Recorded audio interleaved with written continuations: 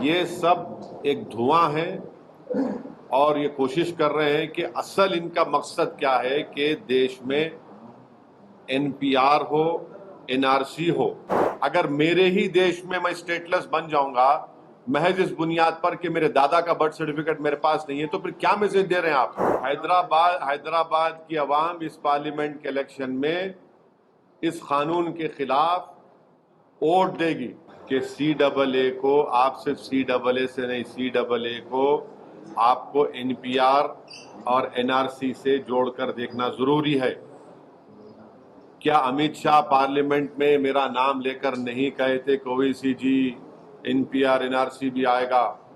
क्या अमित शाह कई TV interviews में नहीं कहा था कि एनपीआर एनआरसी आएगा? जब CAB था, बाद में CAA वो एक्ट हो गया, वो जब CAB बिल था, जब उनका ऑन रिकॉर्ड इंटरव्यू है, पार्लियामेंट में उन्होंने कहा है। तो ये सब एक धुआं है और ये कोशिश कर रहे हैं कि असल इनका मकसद क्या है कि देश में एनपीआर हो, एनआरसी हो। अब मिसाल के तौर पर आसाम में जो एनआरसी हुआ, सुप्रीम कोर्ट मॉनिटर्ड, 1600 करोड़ रुपये उस पर खर्चा किए गए, 50,000 गवर्नमेंट एम्प्लॉयज ने काम किया और 19 लाख लोगों को कहा गया कि भारत के शहरी नहीं है, नागरिक नहीं है। अब मैं फिर से कह रहा हूं कि उसमें 10 से 12 लाख हमारे हिंदू भाई बहन का नाम नहीं आए। वहां के मुख्यमंत्री ये कह चुके हैं कि उन 10-12 लाख हिंदू भाइयों बहनों को बगैर डॉक्यूमेंट के CAA के तहत उनको सिटीजनशिप मिल जाएगी।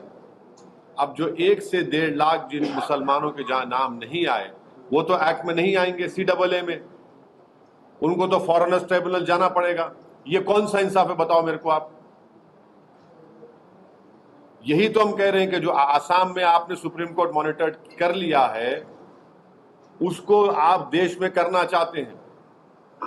जिस देश में सिर्फ 5% लोगों के पास पासपोर्ट है, इस देश में बर्थ सर्टिफिकेट का कानून 1959 तक नहीं था।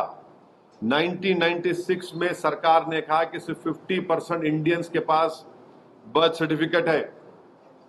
ये फ्यूचर में सब तमाशे करना चाहते हैं। अगर मेरे ही देश में मैं स्टेटलेस बन जाऊंगा महज इस बुनियाद पर कि मेरे दादा का बर्थ सर्टिफिकेट मेरे पास नहीं है, तो फिर क्या मैसेज दे रहे हैं आप? आपका यही मकसद है। और बुनियादी फंडामेंटल बात यह है कि आप मजहब की बुनियाद पर कानून नहीं बना सकते। और हम पूछ रहे हैं कश्मीरी पंडित जो 5 लाख बाहर है कश्मीर, उनके बारे में कौन बात करेगा? सर, कुछ सियासी धड़ा है जो ये कह रहा है कि इससे आम आदमी का कुछ खास तौर से लेना देना नहीं है। आप जैसे खास तौर से आपका नाम लेके कि वैसे जैसे लोग, सियासी लोग हैं, अपनी राजनीतिक रोटियां से। मैं क्या साइंटिस्ट नजर आ रहा हूं उनको? मैं क्या मोदी जी की तरह कोई फिलोसोफर हूं जो हर महीने में एक मर्तबा ज्ञान देते रहते हैं? फैक्ट है ना। आसाम में आपने किया, झूठ है क्या मैं जो बोल रहा हूं? आसाम में आपने किया क्या? अमित शाह ने पार्लियामेंट में नहीं कहा था कि देश में एनआरसी एनपीआर होगा? झूठ है वो। जब वो होगा तो क्या होगा बताइए? जब वो होगा तो बायोमेट्रिक डेटा लेंगे आप, लोकल रजिस्ट्रार में लिस्ट लगाई जाएगी, कोई भी जाकर ऑब्जेक्शन करेगा कि नहीं ये भारत का नागरिक नहीं है। अब सिलसिला शुरू, उसके बाद डाउटफुल सिटीजन मैं हो जाऊंगा। नहीं, उन लोगों का कहना है कि वैसी साथ में चले तो रोहिंग्याज और बांग्लादेशियों को नागरिक बनवा दें। मेरी बात चले तो मेरी बात चलेगी ना तो 5 लाख कश्मीरी पंडित को लेकर जाऊंगा मैं, जो 10 साल में आपने नहीं किया। 10 साल में आपने नहीं किया वो 5 लाख कश्मीरी पंडितों को। वो कौन सा रिलीजन है उनका? हिंदू नहीं है वो, भूल गए बीजेपी उनको। देश में ही अच्छा मेरा बस चले तो मैं पूछूंगा बर्तानिया से, भिजा दो भाई वो 10,000 इंडियंस को जो आप लोग रोक के रखे हैं। आप लेने तैयार नहीं है उनको। भारत जब सिक्योरिटी काउंसिल का मेंबर बनना चाहता है तो फिर रेफ्यूजीज की पॉलिसी पे क्या उनको स्टेप लेना पड़ेगा? बोलिए हमको। असदुद्दीन ओवैसी को आप दिखाते रहिए, कोई बात नहीं, मगर आप भी तो सिक्योरिटी, हम तो चाहते हैं सिक्योरिटी काउंसिल मेंबर बने। जब आप सिक्योरिटी काउंसिल के मेंबर बनेंगे तो ये सब करना नहीं पड़ेगा आपको किसको बेवकूफ बना रहे हैं? सर, इसके पहले सीएम को लेकर के बड़ा बवाल हुआ था, 2019 में राइट्स हुए थे, कई लोग मारे गए थे। तो अब क्या आपको अंदेशा है कि इस प्रकार का जो है अनरेस्ट रहेगा? हैदराबाद की आवाम इस पार्लियामेंट के इलेक्शन में इस कानून के खिलाफ वोट देगी, बीजेपी को हराएगी। देखना आप, सीमांचल की जनता किशनगंज में CAA के कानून के खिलाफ अख्तरुल ईमान को वोट देगी और हराएगी। आप देखना ये।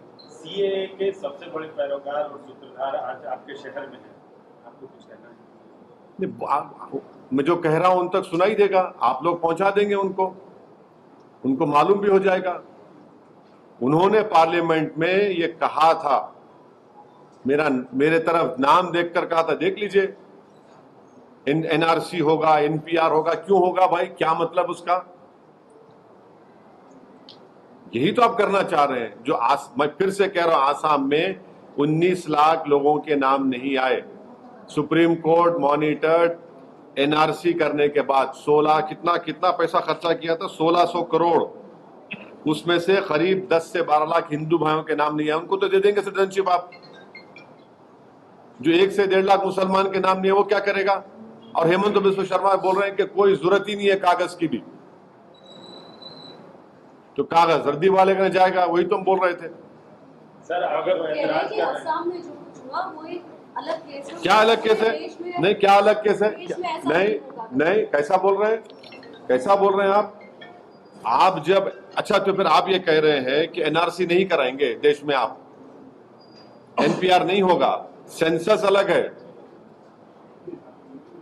सेंसस का एक्ट है, NPR NRC का सिटीजनशिप एक्ट के तहत आता। वो किसी और थम्स अप को जाकर ज्ञान दिए। ये जो दुम छल्लों को, जोकरों को बिठाकर इंटरव्यू दिला रहे ना ये लोग, उनको ना CAA का फुल फॉर्म आता, ना उनको कुछ NPR NRC के बारे में मालूम। हाँ, मगर गुलामी और चमचागिरी करना आता उनको।